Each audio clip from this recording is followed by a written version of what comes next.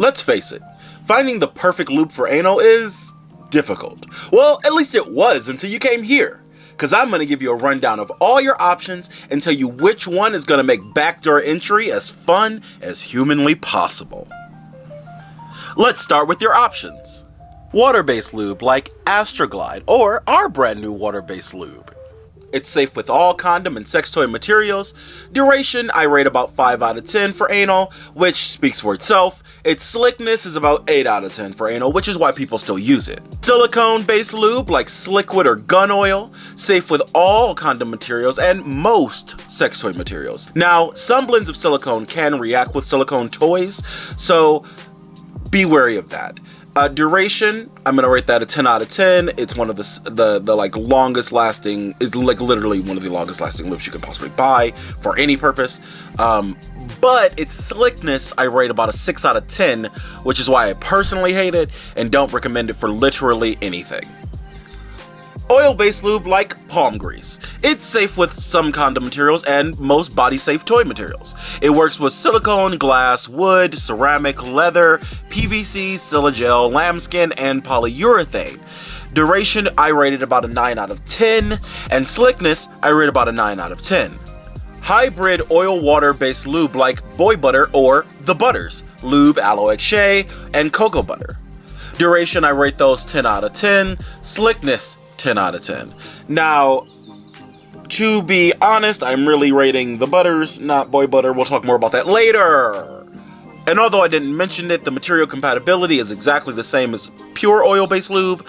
So that's going to be silicone, glass, wood, ceramic, leather, PVC, silagel, lambskin, and polyurethane. Now, after listening to that, you probably think the answer is clear.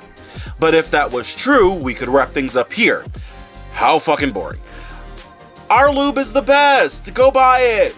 Boo. Tomato, tomato, tomato. The whole truth is that depending on your circumstances, any of them could be the best. Like, I hate most water-based and all silicone lubes currently. But if I just gotta make some peach cobbler, if you know what I mean, and all I got is silicone, well, you can go ahead and pass that bottle over here.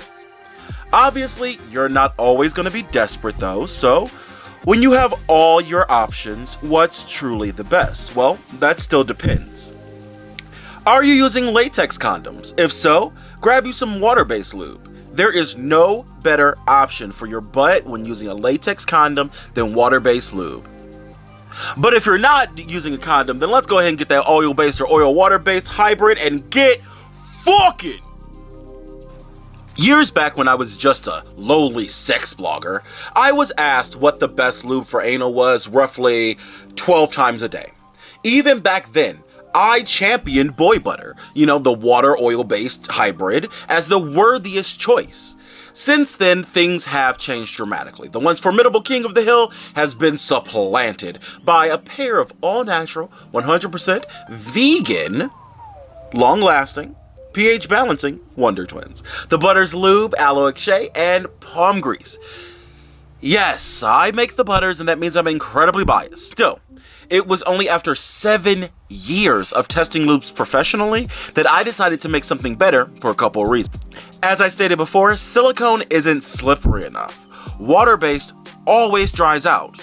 They're both expensive and you have to use a lot. Plus, even though I did enjoy non-butters oil-based lubes the best, every single one of them had a bunch of emulsifiers and water in them, so they're not as lubricating as they actually could be. Now, we're 14 years in, and not much has changed in the industry, even though we've seen many competitors pop up and disappear. That leaves the Butters Lube, with its great conductivity, perfect balance of slick versus tactile, tear prevention, that's a big one, tissue softening, and extra long endurance, as well as versatility for even kinkier play. Those other lubes have got some catching up to do, babes. Even still, let me give you some more details about why the Butters is reigning best in ass.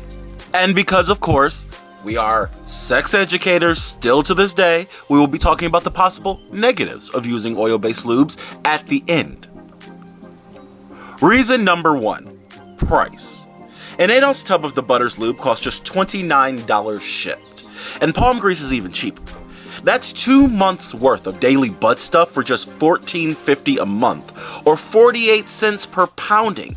The best anal of your life costs less than standard Netflix. Even if you want the CBD versions, the cost isn't that much more, but you will get access to a world of orgasm-inducing benefits. Number 2, quality. I'm not super homeopathic or whatever, but I like to keep things as simple as possible. That's partially why I got fed up with paying high prices for other lubes. If I'm paying that much, I deserve quality. Take boy butter, for example. Theirs is only partly natural, and the ingredients are kind of confusing, to be honest. Let's compare the first 3 ingredients for all 3. Boy butter, partially hydrogenated vegetable oils, glycerin, and polysorbate 60. The butter's lube, aloe shea, shea butter, palm oil, coconut oil, palm grease, palm oil, soybean oil, grapeseed oil. I think you get the point. Number 3, endurance. Boy butters, as well as all water-based lubes, endurance could be a lot better. Now, this isn't necessarily a knock against boy butter alone. In fact, as I've mentioned several times, with the exception of silicone lube, almost all lubes don't last as long as I want them to. That's why I make sure the butters will stay slippery through before work quickies and mid-afternoon marathons. I've even got video evidence to prove it. You can check my Pornhub for that. Number 4, overall performance. Endurance isn't the only goal for lube performance. It should also help you feel more connected with your partner. With its unique collection of oils, the butters melts just below body temp, meaning its creamy texture melts quickly to a thin, tactile yet slippery coating. That coating doesn't mean you have to worry about an oily or sticky buildup, because your body can absorb and use every ingredient in the butters. Number 5. It's made for your body. Being able to absorb the butters is crucial to it working so well. The ingredients all have unique properties that make them suited for use in lube. Most notably though, you're going to want to look at soybean oil's skin healing, grapeseed oil's anti-inflammatory, and shea butter's conditioning properties that work together to prevent tears in the anus and heal the ones that do happen quicker. They work by simply making the anal tissue softer, stronger, and more flexible, which honestly I think we can all agree is a great thing in any hole. Palm grease, on the other hand, melts above body temperature. It has more of a thick, plush, juicy feel. It completely coats your insides for a deliciously buttery butthole. Either way, not only will those insides be ready for action, but they'll also feel better than ever. Soft, plush, buttery insides are the best, and the butters will help yours stay that way. Now, the first 5 are going to be pretty universal for anybody who's going to be using the butters lube, but the 6th one is a bit more personal to me, but I still feel like I should mention it, as I have mentioned its use for some, kinkier things. So, reason number 6, fisting. One of my favorite activities. Even though, honestly, I don't do it nearly enough. To be honest, though, I could do it daily and still say that. In the past, I have resorted to using Crisco to avoid spending a fortune on traditional lubes for fisting fun. It's definitely a classic, definitely works, but it's also kind of goopy. It takes forever to melt and wash away. Luckily, the butters, lube, and palm grease are thick enough to survive elbow-deep fun times. Plus, the butters blend with your natural lubrication, which will only make things easier and more fun. Now, I mentioned possible negatives. Even though it's really great for anal, oil-based lube is not great with latex condoms. In fact, it's not great with rubber at all. You should never put any type of oil on rubber things. It dissolves them. It will literally eat away at the rubber. Sadly, non-latex condoms are harder to find in stores, and some people don't like ordering sexual things online, which if you're here, you're ordering lube online, although we do have more of like a, a PG site, so I can see why you might order it from the butters, but I would encourage you to give it a try ordering online because you can find exactly what you need. Still, it can be a valid hurdle for some. Luckily, there is a whole wide world of Magnum non-latex condoms available. at websites all over the internet. There's also the female/internal condoms, the FC2. I've raved about those in the past. They are literally the only condom I like to use. And of course, since I work for the Butters, they didn't pay me to say that. I just like it, so check them out.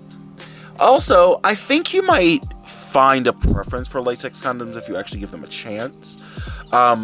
Oftentimes, because of the pervasiveness of rubber latex condoms, you just kind of get used to that feeling. But polyurethane condoms, or even like lambskin condoms, if you're not afraid of STIs, but maybe just pregnancy, these other options feel great. So give them a chance. See, I told you finding the best lube for anal wasn't going to be that hard. If you have any more questions about sexual health, anal sex, or anything else we talk about here on this channel, make sure to let me know down in the comments below. But for now,